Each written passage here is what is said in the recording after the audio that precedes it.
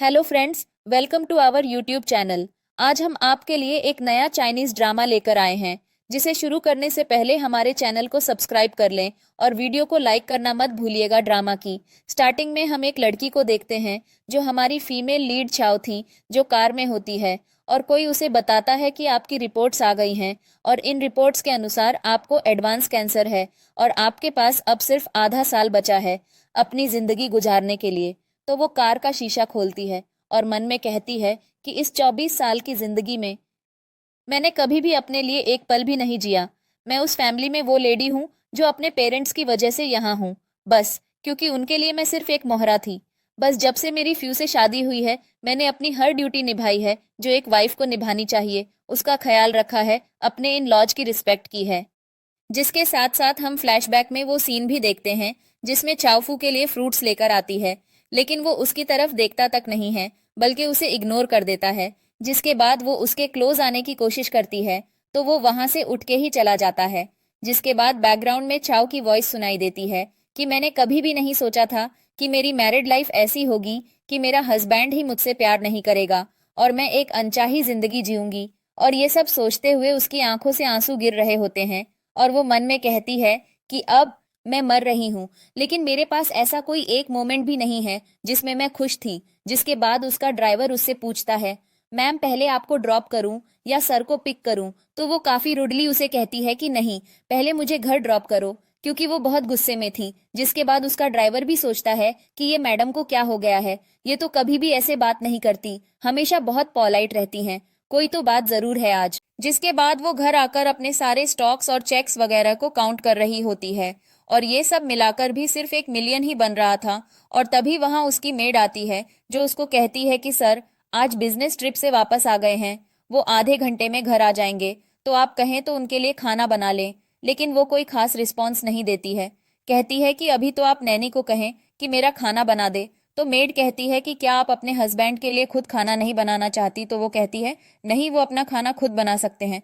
तो मेड कहती है तो फिर मैं नैनी को 2 बंदों का खाना बनाने को कहती हूँ ताकि वो वापस आए तो आप लोग खाना खा सकें। जिस पर वो कहती है कि उसने मुझे बिजनेस ट्रिप पर जाने से पहले इन्फॉर्म तक नहीं किया और आप चाहती हैं कि मैं उसके लिए खाना बनाकर रखूं कि जब वो वापस आए तो एंजॉय कर सके। कभी भी नहीं, मैं इतनी फालतू नहीं हूँ। और ये कहकर वहां से चली जाती है। जिसके बाद वो मेड भी जैसे ये वो हो ही ना बल्कि कोई और ही पर्सन हो, सोचती है कि मैडम तो कभी भी अपने हस्बैंड के बारे में ऐसे बात नहीं करती, आज ये इतनी अलग तरह से बिहेव क्यों कर रही है। इधर फ्यू घर आता है तो चाओ लेटी हुई स्ट्रॉबेरी खा रही होती है और टैबलेट यूज कर रही होती है। तो वो उससे कहता है, क्या तुम्हें पता था कि मैं आज वापस आने वाला हूँ? वो कहती है नहीं, मुझे कैसे पता होगा, तुमने मुझे बताया ही नहीं।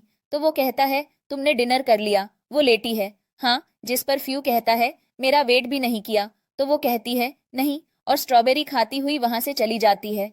तो फू उसको देखकर सोचता है कि ये पहले तो ऐसी नहीं थी, कुछ तो चेंज है। अगले सीन में फू का भाई उससे मिलने आता है और कहता है भाई, मुझे जैसे ही पता चला आप वापस आ गए हो, मैं फौरन आपसे मिलने आ गया। आपने इस बार बिजनेस ट्रिप पर कमाल कर दिया, सबको पीछे छोड़ दिया। फिर वो इधर उधर देखता है और छाव के बारे में पूछता है तो फू कोई जवाब नहीं देता। जिस पर वो कहता है कि छाव को तुम्हारे लिए टैंग ने पसंद किया है और टैंग अच्छा आदमी नहीं है। बहुत साल पहले उसने आपको मारने की कोशिश की थी, तो इससे भी कोई अच्छी उम्मीद मत रखना, ये भी अपना रंग दिखा सकती है कभी भी। और तभी छाव तैयार होकर नीचे आती है और वो बहुत ही ज्यादा सुंदर लग रही थी। तभी फूका भाई उसे देखकर सोचता है, जहां तक मुझे पता है छाव एक सुस्त और कंजर्वेटिव लड़की थी।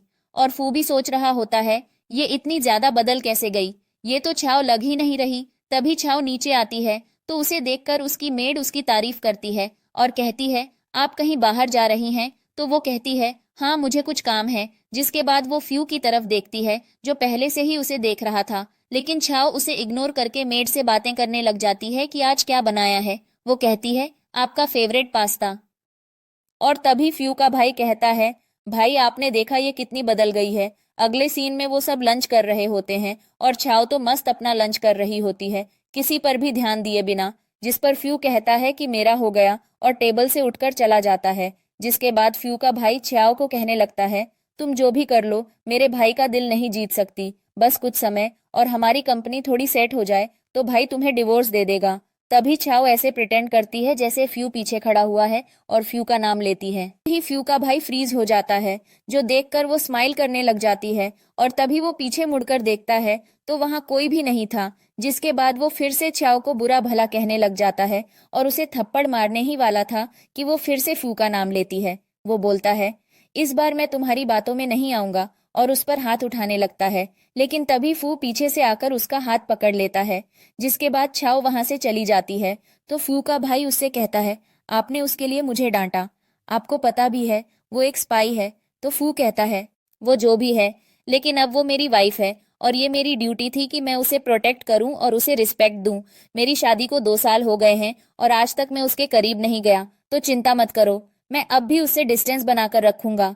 इधर छाओ लॉयर के पास आई होती है और अपनी सारी प्रॉपर्टी उसके मरने के बाद अनाथ बच्चों को डोनेट करने को कहती है और अपनी विल भी बनवा लेती है। तभी उसे एक कॉल आता है और कोई उसे बताता है कि जल्दी से नाइट बार में आए, आपके भाई ने किसी के साथ झगड़ा किया है।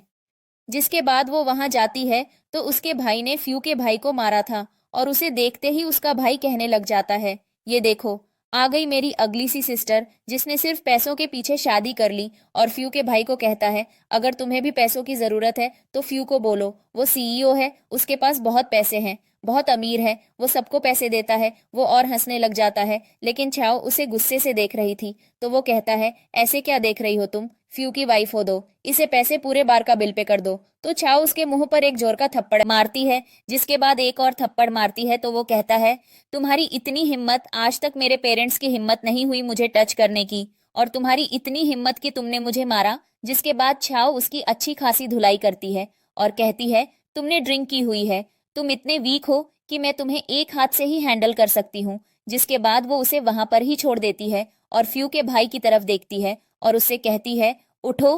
तो वो कहता है, आई एम सॉरी, मुझे यहाँ आना ही नहीं चाहिए था, वो पहले ही मेरी बहुत धुलाई कर चुका है, अब तुम मत करना। जिसके बाद वो पुलिस को कॉल करती है और अपने भाई की शिकायत करती है। तो उसका भाई कहता है, क्या तुम पागल हो गई हो, अपने भाई को अरेस्ट करवाओगी, मैं तुम्हें छोड़ूंगा नहीं। जिसके बाद छाओ और फू का भाई वहां से निकल जाते हैं। इधर फू छाओ का वेट कर रहा होता है। तभी वो खुशी खुशी बाहर निकलती है। मन में कहती है कि डेथ विश लिस्ट में पहले नंबर पर मैं अपने बाल पर्म करवाना चाहती थी तो वो करवा लिए, दूसरे नंबर पर मैं डाई करवाना चाहती थी, उस पर भी टिक हो गया। जिसके बाद वो खुशी खुशी उसके साथ कार में बैठ जाती है। फू बार बार उसको देख रहा होता है तो वो फ्यू को कहती है कि क्या हुआ, क्या तुम क्या देख रहे हो। तो वो कहता है, तुम्हें देख रहा हूँ। जिसके बाद वो दोनों फ्यू के घर जाते हैं जहाँ फू छाओ को कहता है, तुम अंदर जाओ, मैं आ रहा हूँ। तो वो अंदर चली जाती है। जिसके बाद वहां पर टैंग, जो कि फू की स्टेप मदर थी, आ जाती है और छाओ को बातें सुनाने लग जाती है और कहती है कि मुझे पता है अब तक तुम फ्यू के दिल में जगह नहीं बना पाई होगी, वो आसानी से किसी के करीब नहीं जाता ना, इसलिए। तो छाओ गुस्से में कहती है, मुझे कोई शौक भी नहीं अपनी एफर्ट्स जाया करने के। जिसके बाद एक लेडी उसको कहती है, तुमने अपने बाल पर्म क्यों करवा लिए, ये हेल्थ के लिए अच्छे नहीं होते, तुम प्रेग्नेंट नहीं हो पाओगी। तो वो कोई जवाब नहीं देती। जिसके बाद वो सब उसकी ड्रेसिंग पर भी ऑब्जेक्शन करने लग जाते हैं और कहते हैं, 2 साल हो गए तुम्हें फू फैमिली में आए हुए, लेकिन अब तक तुम समझ नहीं पाई कि फू फैमिली के लोग कैसे ड्रेसिंग करते हैं। और ये सब बातें सुनकर छाओ को बहुत ही ज्यादा गुस्सा आ रहा था और वो उन सबको अच्छी बातें बातें सुनाती है कि उन सबकी बोलती ही बंद हो जाती है। जिसके बाद टैंग कहती है, अरे हम सब तो तुम्हारे वेल विशर हैं, बस तुम्हें समझा रहे थे। वो कहती है, यहाँ सब जानते हैं कि फ्यू एक नाजायज औलाद थी और कुछ साल पहले ही वो वापस आया है आपकी फैमिली में, और मैं अच्छे से जानती हूँ कि आप उससे कितना जेलस हैं और कितना प्यार करती हैं। अगर आप फ्यू को सच में अपना बेटा मानती तो उसको मारने की कोशिश कभी न करती। और आप मेरी भी कितनी वेल विशर हैं, मैं अच्छे से जानती हूँ, तो मेरे सामने प्रिटेंड मत करें। पर तभी उसकी नजर बाहर दरवाजे पर जाती है जहां फू उसको देख रहा होता है। तो वो मन में सोचती है, अरे ये कब आया। और इधर फ्यू सोचता है, मैं तो इसे टैंक का जासूस समझ रहा था, लेकिन ये तो मुझे डिफेंड कर रही है यहाँ। और उसका असिस्टेंट भी उसको बताता है कि छाओ की हिम्मत नहीं हुई आज तक टैंक के सामने बोलने की। इससे पहले भी टैंक उसको बहुत बार सजा दे चुकी है रूल्स तोड़ने के लिए। जिसके बाद वो अंदर आता है तो सबकी टोन उसको देखकर एकदम बदल जाती है। टैंक कहती है कि इसने हमारी फैमिली के रूल तोड़े हैं, इसलिए इसे सजा मिलेगी। तो वो कहता है कि छाओ घर में बहुत पोलाइटली बात करती है, तो ऐसा नहीं हो सकता, वो बिना किसी वजह के बदतमीजी करे, और आप सब जो यहाँ हैं सबसे कभी ना कभी तो कोई ना कोई गलती हुई ही है। तो आप लोगों को भी सजा मिलनी चाहिए। जो सुनकर टांग का नाटक शुरू हो जाता है और वो कहती है मेरी तबीयत बहुत खराब है और वहां से चली जाती है, जो देखकर वो स्माइल करने लग जाता है और छाव भी बहुत खुश होती है। जिसके बाद टैंग को दिखाया जाता है जो पूजा कर रही होती है और कहती है कि फू फैमिली की एक मिस्ट्रेस सिर्फ मैं ही हूँ, वो 2 टके की लड़की कभी भी मेरी जगह नहीं ले सकती, उन दोनों का डिवोर्स होना ही होगा। जिसके बाद वो अपनी मेड को कहती है कि तुम जाओ और उस पर नजर रखो। इधर छाव और फू घर पर आते हैं तो फू उसको कहता है तुम्हें मुझे बताना चाहिए था कि वहां के लोग तुम्हें कैसे ट्रीट करते हैं। तो वो कहती है कि तुमने कभी मुझ पर ध्यान दिया है, तुम्हें पता भी है मैं जब वहां थी तो कैसी लाइफ जी रही थी, और आज तुमने जो मुझे सबके सामने डिफेंड किया है, इससे मुझे कौन सा अवार्ड मिल गया है, मुझे कोई फर्क नहीं पड़ता। अब तुम्हारे इन वर्ड्स से तो फू मन में सोचता है ये बहुत बदल गई है। पहले तो ये तरसती थी कि मैं इस पर ध्यान दूं और आज इसको कोई फर्क ही नहीं पड़ता। पता नहीं इस 3 महीने की बिजनेस ट्रिप के दौरान इसके साथ क्या हुआ है जो ये इतना बदल गई है। जिसके बाद वो उसको अपना डेबिट कार्ड निकाल के देता है और कहता है ये मेरी तरफ से मुआवजा है। तो वो सोचती है आज तक तो इसने मुझ पर ध्यान तक नहीं दिया और आज अपना कार्ड दे रहा है, वाओ। और उसको थैंक यू बोलकर कार्ड ले लेती है और खुशी खुशी जाने लगती है और सोचती है कि अब मैं अपनी सारी विशेष पूरी कर लूंगी। इन पैसों से मेरे पास 6 महीने हैं अभी अपनी जिंदगी को जीने के लिए। नेक्स्ट सीन में छाओ अपनी फ्रेंड से मिलती है जो उसको कहती है कि मैं आंटी टैंग के घर गई थी, उन्होंने बताया कि आजकल तुम्हारी मानसिक स्थिति कुछ सही नहीं। तो छाओ बोलती है छोड़ो उनको। तो वो कहती है मुझे पता है कि फ्यू के साथ रहना आसान नहीं, तुम्हें बहुत सहना पड़ रहा होगा। तो वो कहती है नहीं मैं खुश हूँ और उसको कार्ड दिखाती है और कहती है ये फ्यू ने मुझे दिया है और इसकी कोई लिमिट भी नहीं। जिसके बाद वो दोनों ही बहुत खुश होती हैं और शॉपिंग करने लग जाती हैं। जिसके बाद वो लोग ढेर सारी शॉपिंग करके वापस आती हैं तो उसकी फ्रेंड उससे पूछती है कि क्या तुम अब फू से तलाक नहीं लेना चाहती। तो छाओ मन में सोचती है कि उसने ये कार्ड देकर मुझ पर बहुत बड़ा एहसान किया है, अब मैं 6 महीने में अपनी डेथ विश लिस्ट की सारी विशेष पूरी कर सकती हूँ। और अपनी फ्रेंड को कहती है सोचता तो है जब टाइम आएगा देखा जाएगा। इधर हम एफयू को देखते हैं जो अपने फ्रेंड्स के साथ एक जगह पिकनिक पर आया हुआ था और अपना फोन चेक कर रहा था जिसमें डेबिट कार्ड से बहुत सारे मैसेज आए हुए थे और एक घर भी खरीदा गया था। जो देखकर वो कहता है घर भी खरीदा है। तभी उसके फ्रेंड्स उसके पास आ जाते हैं और बातें करने लग जाते हैं। तभी वहां पर छाव की फ्रेंड आती है जो फ्यू की सिस्टर थी और छाव को साथ लेकर आती है और कहती है कि आप छाव को क्यों नहीं लाए अपने साथ, अगर मैं इसको जबरदस्ती यहाँ नहीं लाती तो वो घर में अकेली ही होती। ये आपकी वाइफ है, आपको इसका ख्याल रखना चाहिए। लेकिन फ्यू इग्नोर करके चला जाता है। जिसके बाद छाव उसको कहती है छोड़ो, तुम्हें पता है हमारा रिश्ता ऐसा ही है। नेक्स्ट सीन में छाव कब से निशाना लगाने की कोशिश कर रही होती है लेकिन उससे निशाना लग ही नहीं रहा होता और फू दूर बैठा उसको देख रहा होता है और अपने भाई से कहता है जाओ उसको सिखाओ, तुम तो उसका भाई हो। मन में सोचता है कितनी देर से फू छाव को नोटिस कर रहा है और कहता है मैं नहीं तुम सिखाओ, वैसे भी तुम ज्यादा माहिर हो मुझसे, और वैसे भी मैं अगर अपनी सिस्टर इन लॉ के इतने क्लोज जाऊंगा तो ये तुम्हारे लिए एम्बेरेसिंग होगा।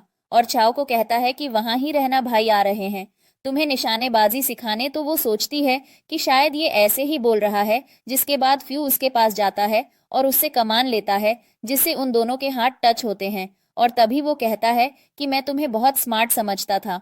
तो वो तो उससे लड़ने ही लग जाती है जो देखकर फू सोचता है ये सच में कोई और ही इंसान बन गई है और निशाना बांधता है जो बिल्कुल ठीक लगता है।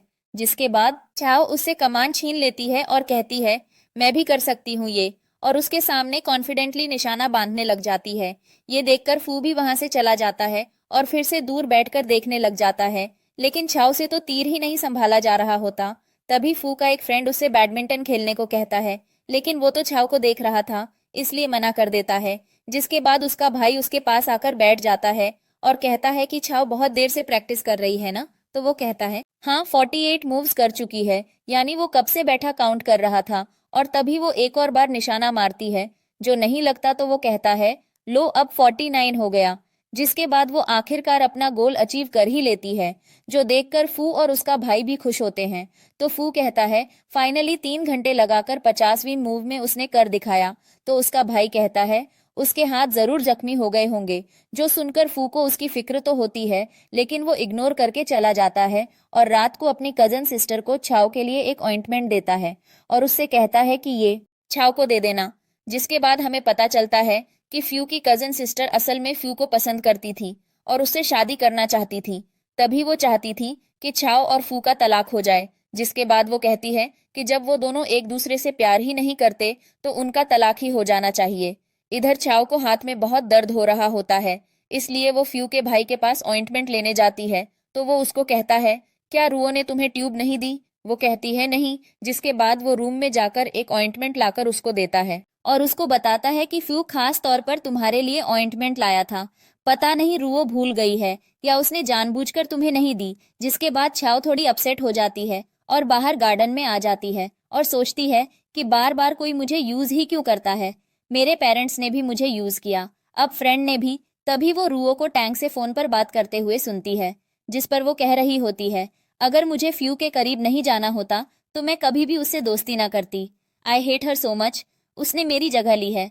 आपको नहीं पता, जब जब मैं उसको टच करती हूँ मुझे इतनी घिन आती है कि मैं बहुत बार शावर लेती हूँ। जो सुनकर छाव को तो रोना ही आ जाता है और तभी वो रुओ को मैसेज करती है, फ्री होकर मुझे कॉल करना, और वहां से चली जाती है। और अपने रूम में आकर भी उसको वही बातें याद आ रही थी कि मैं जब जब उसको टच करती हूँ मैं शावर लेती हूँ बार बार। और तभी रुओ की कॉल आ जाती है जो वो पिक करती है तो वो बहुत ही स्वीट बनकर उससे बात कर रही होती है। तो छाव सोचती है, अरे वाह, इसकी तो टोन ही चेंज हो गई है, और उसको कहती है कि मैं कल शूटिंग पर जा रही हूँ, क्या तुम भी चलोगी मेरे साथ? तो वो कहती है नहीं, मैं नहीं जा सकती। और तभी छाव कहती है कि कल फू भी जाने वाला है हमारे साथ। तो वो कहती है, हाँ मुझे याद आया, मैं भी चलूंगी तुम्हारे साथ, क्योंकि तुम मेरी बेस्ट फ्रेंड हो। सुबह हम जल्दी चले जाएंगे। वो कहती है ठीक है। अगले दिन सुबह वो दोनों जल्दी निकल जाती हैं और तभी फ्यू को पता चलता है तो वो कहता है, शूटिंग बिना एक्सपीरियंस के खतरनाक हो सकती है। छाव ऐसे कैसे चली गई और उनके पीछे निकल जाता है। इधर रुओ छाव को कहती है, फू तो यहाँ नहीं है? तो वो कहती है हाँ वो आने वाला है, और शूटिंग शुरू कर देती है और कहती है तुम सीख लो। पहले तो रुओ सोचती है अच्छी बात है, मैं फ्यू के सामने शूटिंग करके उसको इम्प्रेस कर सकती हूँ। तो पहले तो छाव शूटिंग करती है और बहुत अच्छे से निशाना बांधती है। जिसके बाद रुओ की बारी आती है तो उसके हेडफोन उतर जाते हैं और उसके कान फायर की आवाज से हर्ट हो जाते हैं और उनसे खून निकलने लगता है और वो रोते हुए नीचे गिर जाती है। जिसके बाद छाव स्माइल करते हुए गन उठाकर उस पर निशाना बांध लेती है।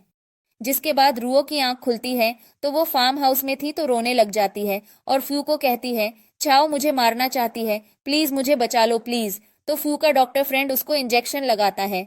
जिसके बाद छाव सबके सामने नाटक करने लग जाती है और कहती है, मुझे तुम्हें अपने साथ लेकर ही नहीं जाना चाहिए था, मैं कैसे भूल गई। बचपन से तुम्हें फायर की आवाज से डर लगता है, तुम मेरी बेस्ट फ्रेंड हो, मुझे ब्लेम कर सकती हो, और रोने लग जाती है। तो रुओ एक वास उठा के उसकी तरफ मारती है लेकिन फू छाव को बचा लेता है। जिसके बाद सब लोग रॉकी मेंटल स्टेट पर डाउट कर रहे थे और फिर रुओ इंजेक्शन की वजह से बेहोश हो जाती है। इधर फ्यू और छाव वापस घर आ रहे थे तभी फू छाव से कहता है, क्या हुआ, क्या तुम डर गई हो? वो कहती है नहीं, वो सिर्फ एक एक्सीडेंट था। जिसके बाद वो उसको कहता है कि तुम शूटिंग में बहुत माहिर हो, तुम्हें सर्टिफिकेट भी मिल चुका है, तो तुम गन चलाने में कोई गलती नहीं करोगी। लेकिन आज जैसे रुओ जख्मी हुई, मुझे क्यों लग रहा है ये सब तुमने जानबूझकर किया है। वो कहती है तुम्हें ऐसा लगता है तो ऐसा ही होगा, और कहती है देखो, रुओ के जख्मी होने से तुम्हारा कुछ नहीं जाएगा, लेकिन अगर मैं जेल गई तो तुम्हारे स्टॉक्स गिर जाएंगे और प्रोजेक्ट में लॉस भी हो जाएगा, क्योंकि मैं तुम्हारी वाइफ हूँ। तो वो चुप हो जाता है और मन में कहता है, इसने तो अपनी पर्सनैलिटी ही चेंज कर ली है। जिसके बाद छाव कैंडी क्रश खेलने लग जाती है तो वो उसको कहता है, ये बच्चों वाली गेम्स मेरी कार में खेलना मना है। तो वो कहती है फिर तुम मुझे गेम खेलते हुए मत देखो। तो वो फिर से उसको गेम बंद करने को कहता है। जिसके बाद वो कहती है कि तुम्हें किसी ने बताया है कि तुम बहुत एनोइंग हो। वो कहता है नहीं। तो छाव कहती है, हाँ बताएं भी कैसे, क्योंकि तुम इतने खरौस हो कि सभी तुमसे डरते हैं। पर ये सब बातें सुनकर उसका असिस्टेंट हैरान हो रहा होता है, क्योंकि फ्यू के सामने तो क्या कोई भी नहीं बोलता था। तभी वो कहती है कि मुझे फ्लावर मार्केट जाना है, कार उस तरफ मोड़ लो। लेकिन फ्यू उससे लड़ने लग जाता है और कहता है नहीं, मुझे ऑफिस जाना है। जिसके बाद वो गुस्से से कार से उतर जाती है। तो फ्यू अपने असिस्टेंट से कहता है, मुझे ऑफिस ड्रॉप करके इसको पिक कर लेना। इधर छाव फ्लावर शॉप पर होती है तभी वहां फ्यू का असिस्टेंट आता है और कहता है कि मैं आपको पिक करने आया हूँ। तो वो कहती है फिर तो फ्यू तुम पर बहुत गुस्सा करेगा और तुम्हारी सैलरी भी डिडक्ट करेगा। जो सुनकर वो कहता है सर ने ही मुझे भेजा है छाव। तो ये सुनकर ही शॉक्ड हो जाती है, जिसके बाद वो क्याओ को कहता है सर आपसे थोड़ा नाराज हैं क्योंकि जब से वो ट्रिप से वापस आए हैं आप बहुत वियर्ड बिहेव कर रही हैं। इसलिए वो कहती है अब ये उसके डिमेज का मसला है, मेरा तो नहीं है ना। जिसके बाद वो उसको बताता है कि आज जब आप शूटिंग पर गई थी तब भी सर आपके लिए बहुत वरीड हो गए थे और अब भी सर ने ही कहा कि मैं आपको फ्लावर शॉप से पिक करूंगा। जिसके बाद कियाओ उसको एक फ्लावर देती है, व्हाइट रोज। तो वो कहता है क्या आप चाहती हैं कि यह मैं सर को दूं? तो वो कोई जवाब नहीं देती और कहती है कि मैंने तुम्हें इसलिए दिया है कि तुम मुझे पक करने आया। तभी असिस्टेंट के दिल में सोच उमड़ती है कि बॉस और उसकी वाइफ दोनों एक जैसे हैं, दोनों एक दूसरे की फिक्र करते हैं, लेकिन इनको जताना नहीं आता। यहाँ एफयू का डॉक्टर फ्रेंड उसके पास आता है तो उसके टेबल पर वही व्हाइट रोज होता है, जिसे वो देखकर कहता है लग रहा है आज तुम बहुत गुड मूड में हो। वो कहता है यह फूल अच्छा लग रहा है। जिसके बाद वह उसको बताने लग जाता है अरियो के बारे में और कहता है कि उसके कान बहुत ज्यादा हर्ट हो गए हैं, उसे कुछ भी सुनाई नहीं दे रहा और टैंग फैमिली की डॉटर है, वह उसके साथ यह सब तुम्हारे विला में हुआ है। यह सब बातें इग्नोर करने वाली नहीं हैं। जिसके बाद वहाँ एफयू के बाकी दोस्त भी आ जाते हैं और उसका असिस्टेंट उसको बताता है कि मैंने सारे एम्प्लॉयज की हिस्ट्री चेक की है, किसी ने भी आपकी वाइफ से कांटेक्ट नहीं किया। तो एफयू सोचता है फिर उसको ह्यूमेट प्रोजेक्ट की बातें कैसे पता। जिसके बाद उसका फ्रेंड आकर उसको कुछ पेपर्स देता है और कहता है कि तुम्हारी वाइफ को सब कुछ पता है और उसकी इन्फॉर्मेशन मैंने निकाली है, जिससे पता चला है कि उसकी एक ही दोस्त है एरियो और उसके पेरेंट्स ने भी कभी उसे अच्छे से ट्रीट नहीं किया। तो क्या यह तुम टैंक की जासूस हो? लेकिन ऐसा कैसे हो सकता है क्योंकि उसने अभी तक टीएच को कुछ नहीं बताया। तभी एफयू कहता है कि और ऑफिस की सारी बातें उसे कैसे पता। तभी एफयू का भाई कहता है मुझे पता चल गया। जिसके बाद वह उसके डॉक्टर फ्रेंड की तरफ शक से देखने लग जाता है।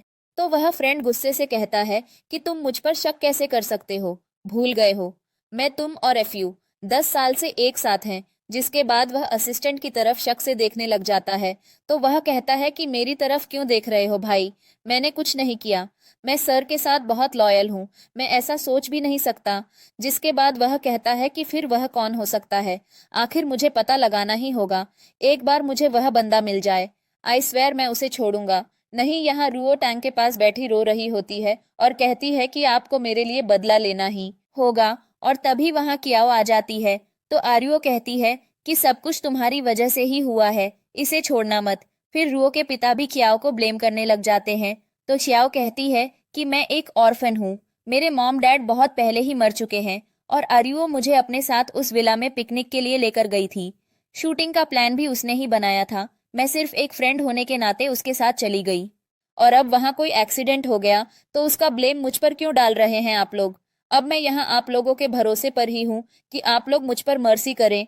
तो टैंग एकदम बहुत स्वीट होकर कहती है कि तुम उस एक्सीडेंट की एक ही विक्टिम हो, इसीलिए मैंने तुम्हें पूछने के लिए यहाँ बुलाया था। जिसके बाद कियाओ उन लोगों को ईओ रिकॉर्डिंग सुनाती है जिसने आरियो उसकी बुराई कर रही थी, लेकिन उसे अभी तक नहीं पता था कि वह यह सारी बातें टैंग के साथ मिलकर कर रही थी। जो सुनकर रुओ की तो वह बोलती ही बंद हो जाती है। जिसके बाद रुओ के पिता छियाओ को कहते हैं इग्नोर कर दो इस बात को, हम एक फैमिली हैं। तो वह कहती है कि बिल्कुल नहीं, मेरी फैमिली मर चुकी है। और तभी वहां फ्यू आ जाता है। जब वह जी को देखकर कियाओ ऐसे प्रिटेंड करती है जैसे उन दोनों का रिलेशन बहुत अच्छा है। और तभी अरियो फ्यू के सामने सब कुछ सच बोल देती है कि वह वाईएस से शादी करना चाहती है। जो सुनकर उसके पिता उसे एक स्लैप मारते हैं और वहां से चले जाते हैं। जिसके बाद क्याओ भी कहती है कि एफयू को चलो हम भी चलते हैं। जिसके बाद वे दोनों जाने लगते हैं। तो टैंग कहती है कि पहले वो वॉइस नोट डिलीट करो। तो वह कहती है मैं सोचूंगी इस बारे में, और वहां से आ जाती है। जिसके बाद वे दोनों वहां से चले जाते हैं। यहाँ एफयू और वह घर जा रहे होते हैं।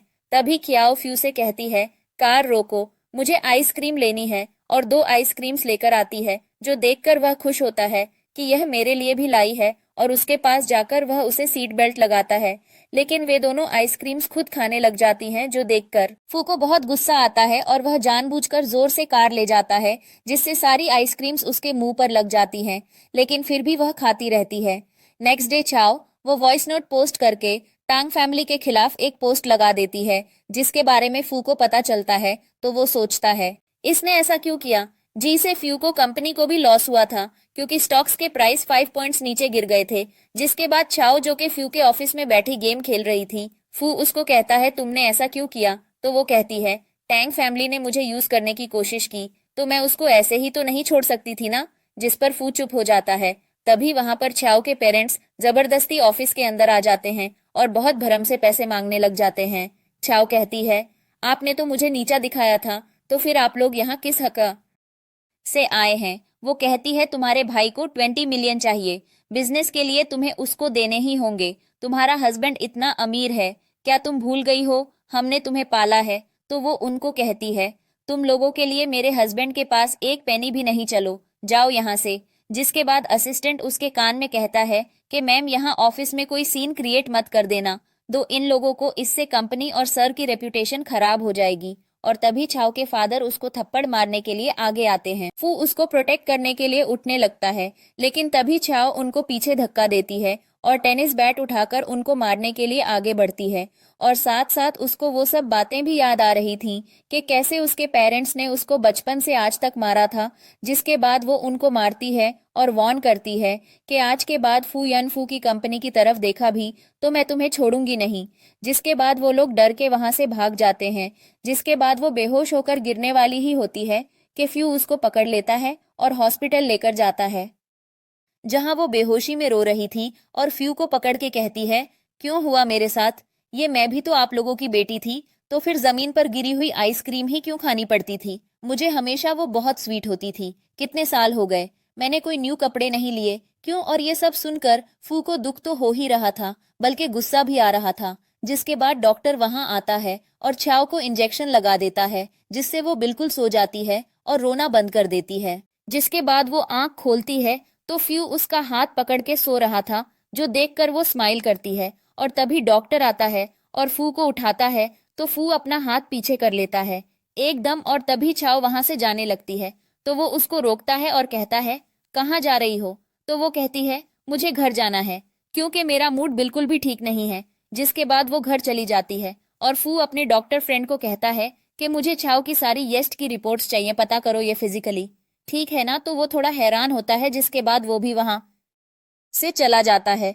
कार में बैठकर फ्यू को छाव की बातें याद आ रही होती हैं, जो उसने बेहोशी में कही थी कि उसको आइसक्रीम इतनी अच्छी लगती थी कि वो बचपन में नीचे गिरी हुई आइसक्रीम उठा के खाती थी, क्योंकि उसको सिर्फ वही मिलती थी। जिसके बाद वो अपने असिस्टेंट को कहता है कि रिसेंटली अभी क्या कोई फेस्टिवल आ रहा है। वो कहती है हाँ, विमेंस डे, चिल्ड्रंस डे और लेबर डे आ रहा है। तो वो कहता है कि विमेंस डे पर बहुत सारी आइसक्रीम खरीद कर तुम्हें किसी को गिफ्ट करनी है। तो वो सोचता है कि विमेंस डे पर ही क्यों देनी है सर को, ये अपनी वाइफ को वैलेंटाइंस डे पर भी तो दे सकते हैं। तो वो कहती है ओके सर, लेकिन कार्ड पर क्या लिखना है। तो वो कहता है कि कार्ड लिखना जरूरी होता है। वो कहता है हाँ। तो वो कहता है ठीक है फिर लिख लेना। तो असिस्टेंट कहता है लेकिन मेरी राइटिंग स्किल्स अच्छी नहीं। तो वो कहता है क्या फिर तुम ये चाहते हो कि मैं लिखूं। वो कहता है हाँ। तो फू कहता है नहीं, मैं ये काम नहीं कर सकता।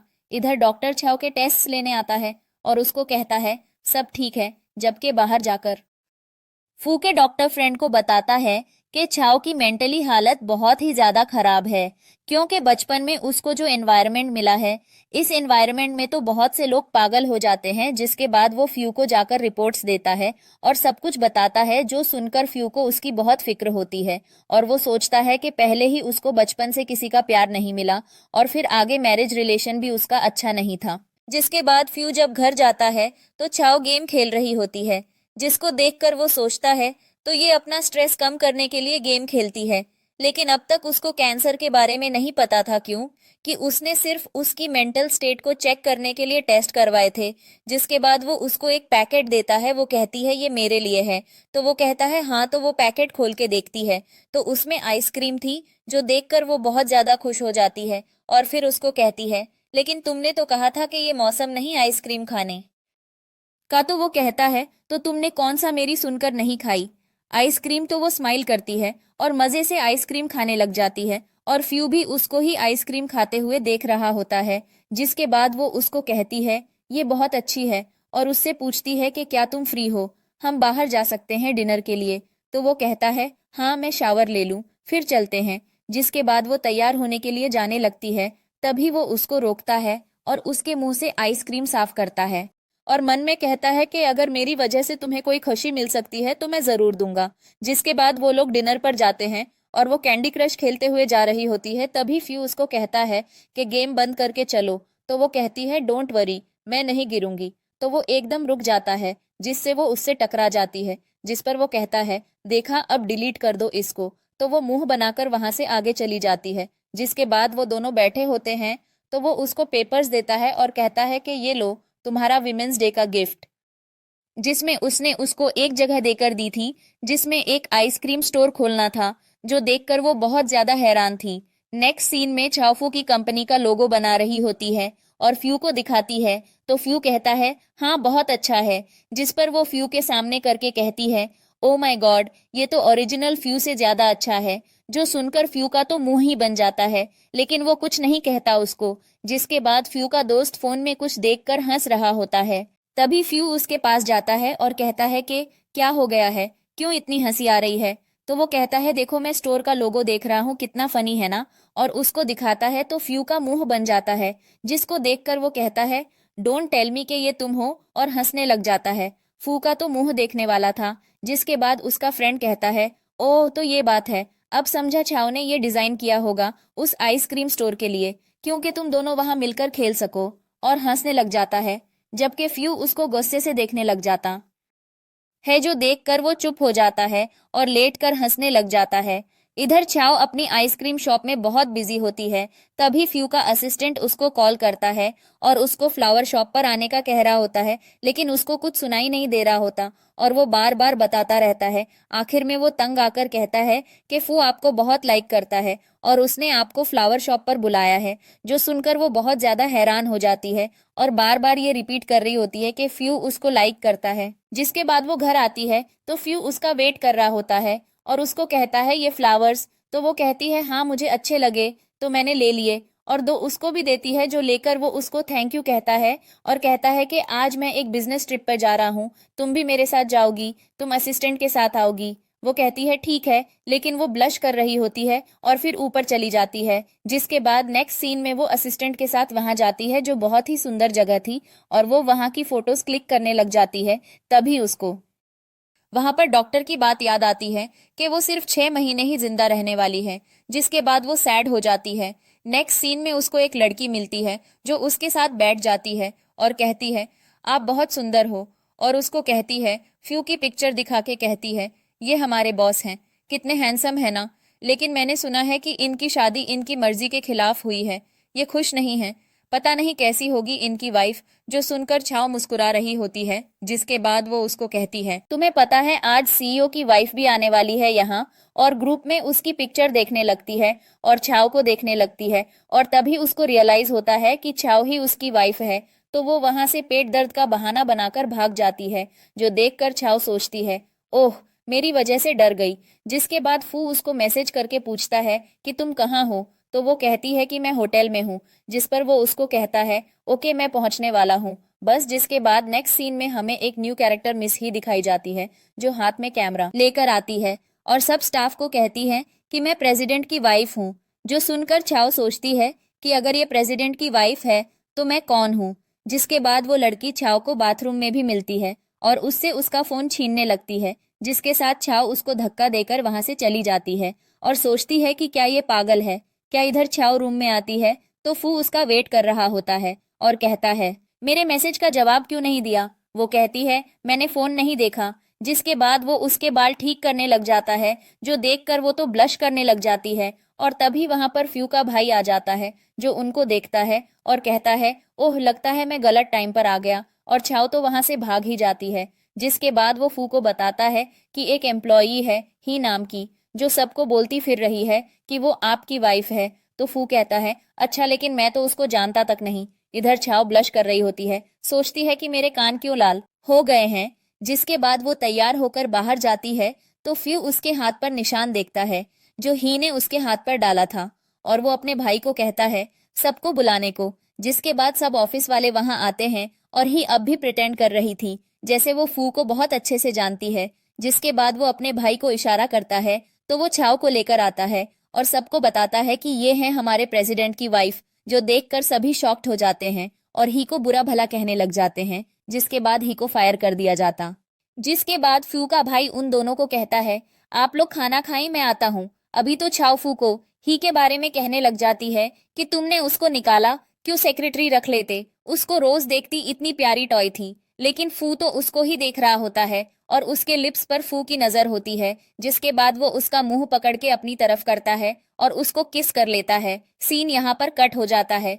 छाओ की आंख खुलती है मैसेज की बीप से, तो वो अपने लिप्स पर हाथ रखती है और उसको किस याद आ जाती है। तभी वो मैसेज चेक करती है तो वो डॉक्टर का था जो कह रहे थे 2 ड्रग्स मिले हैं उसके ट्रीटमेंट के लिए।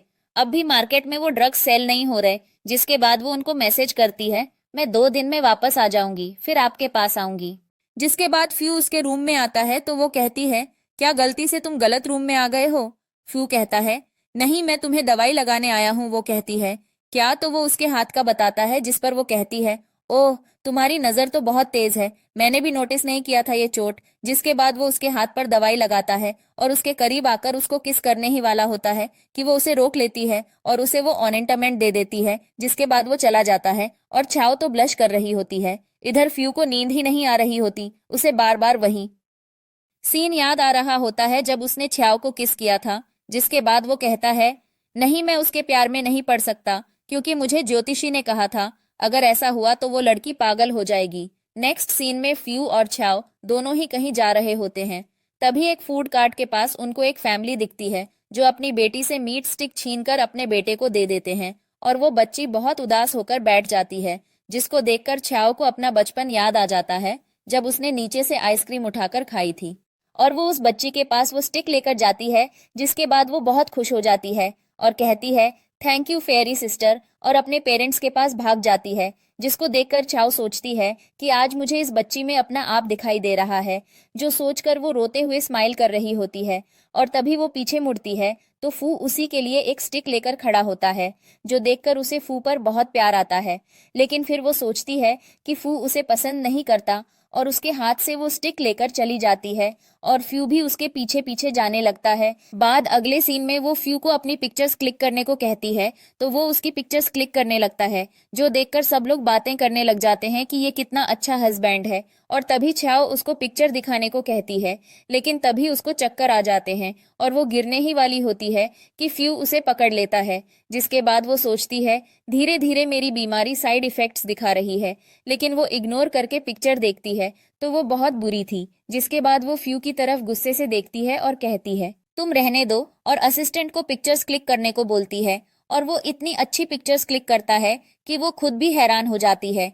जिसके बाद फ्यू असिस्टेंट को गुस्से से देखने लग जाता है और कहता है कि मुझे लगता है तुमने अपनी नई जॉब ढूंढ ली है, अब मुझे कोई नया असिस्टेंट ढूंढना पड़ेगा। जिसके बाद अगले सीन में फ्यू का भाई और छाओ दोनों डिनर पर आए होते हैं। तभी टीवी पर एक क्रिमिनल की न्यूज देखकर फ्यू का भाई छाओ को बताता है कि ये क्रिमिनल भाई की वजह से ही जेल गया था, भाई ने ही इसको सजा दिलवाई थी। और तभी टीवी में बता रहे होते हैं कि वो जेल से भाग चुका है। जिसके बाद छाओ सामने देखती है तो वो वहीं था। जिसके बाद वो फू के भाई को बताती है तो वो दोनों वहां से चुपके से निकलने की कोशिश करते हैं, लेकिन उससे पहले ही वो क्रिमिनल उन लोगों को पहचान लेता है।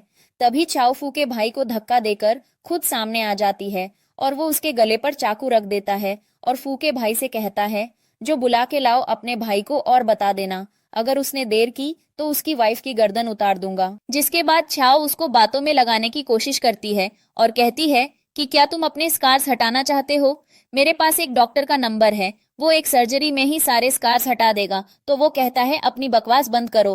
तभी वहां फू भागता हुआ आ जाता है और उसको कहता है कि मेरी वाइफ को कुछ मत कहना। जिसके बाद वो उसको वादा करता है कि मैं तुम पर से सारे चार्जेस हटवा दूंगा। तो वो कहता है, नहीं, तुम झूठ बोल रहे हो। तभी छाओ भी उसे एग्री करती है तो वो छाओ को छोड़ देता है। लेकिन तभी कुछ गिरने की आवाज आती है, जो सुनकर वो कहता है, तुम अकेले नहीं आए, पुलिस के साथ आए हो। धोखा दिया मुझे, और चाकू लेकर उनके पीछे भागता है, जो छाओ की कमर में लग जाता है। जिसके बाद फू उसे बहुत ज्यादा मारता है। नेक्स्ट सीन में हम देखते हैं कि छाओ बिल्कुल ठीक थी और फू के भाई की चोटों पर दवाई लगा रही थी। तभी वहां पर फू का डॉक्टर फ्रेंड आ जाता है और वो उससे पूछती है कि फू ठीक है। और यहाँ हमें पता चलता है कि वो चाकू फू के हाथ पर ही लगी थी और फू ने छाओ को बचा लिया था। जिसके बाद वो उसको फू की दवाइयां देता है और वहां से चला जाता है। बाहर आकर वो असिस्टेंट से बात करने लग जाता है और कहता है कि जब से फ्यू को मॉम वाला इंसिडेंट हुआ है, फू ब्लड से बहुत डरता है। मुझे उम्मीद है कि छाओ उसको शांत कर सके। इधर हम फ्यू को देखते हैं जो बेहोशी में सपना देख रहा था। उसको अपनी मॉम दिखती है कि उसके डैड ने उसकी मॉम को चीट किया था और फिर उसकी मॉम ने खुद को चाकू मारकर सुसाइड कर ली थी। और फ्यू ये सब देखकर बहुत ज्यादा रोया था और तभी प्रेजेंट में डर के मारे उसकी आंख खुलती है तो वो छाव को गले लगा लेता है और रोते हुए कहता है, प्लीज मुझे छोड़ के मत जाना प्लीज। तो छाव हैरान हो जाती है कि वो रो रहा था, जिसके बाद वो उसको समझाती है और उसके साथ ही लेट जाती है। जिसके बाद सुबह जब फू की आंख खुलती है तो वो उसको प्यार करने लगता है और उसको सोता छोड़ के चला जाता है। जब छाव की आंख खुलती है तो उसके सामने रोजेस पड़े हुए थे और फू वहां पर नहीं था, जिसके बाद वो फू को इधर उधर देखने लग जाती है। और तभी उसको सामने से फ्यू आता नजर आता है जो उसको पॉरेज देता है और एक पेंडेंट और कहता है, इसमें ट्रैकर लगा है, इसको अपने साथ रखना। अब से वो कहती है ठीक है। जिसके बाद हम छाव को देखते हैं जो किसी से मिलने आई थी और वो उसको कैंसर की दवाई देता है। तो छाव कहती है कि मुझे खुशी हुई, तुमने अपने बारे में सोचा। जिस पर छावफू के बारे में सोचती है और कहती है, मुझे कोई ऐसा मिल गया है जिसको मेरी बहुत फिक्र है और मैं मरने से पहले कुछ पल और चाहती हूँ, लाइफ के किसी रिग्रेट के साथ नहीं मरना चाहती मैं। जिसके बाद वो उसको थैंक यू कहती है। नेक्स्ट सीन में वो कपड़े चेंज कर रही होती है, तभी वहां पर फू आ जाता है और उसको कहता है कि कल मेरे साथ डिनर पे चलो। वो कहती है ठीक है। नेक्स्ट डे वो फ्यू का वेट कर रही होती है, तभी फू उन्हीं कपड़ों में आता है। तो वो कहती है कि ये क्या तुम्हारे पास दूसरे कपड़े नहीं? वो कहता है नहीं। तो वो उसको अपने साथ शॉपिंग पर लेकर जाती है और वहां वो उसके लिए आउटफिट सेलेक्ट करती है जिसमें वो बहुत अच्छा लग रहा होता है और सब लोग उसकी तारीफ भी करते हैं। जिसके बाद वो उसको गोद में उठाकर ले जाता है।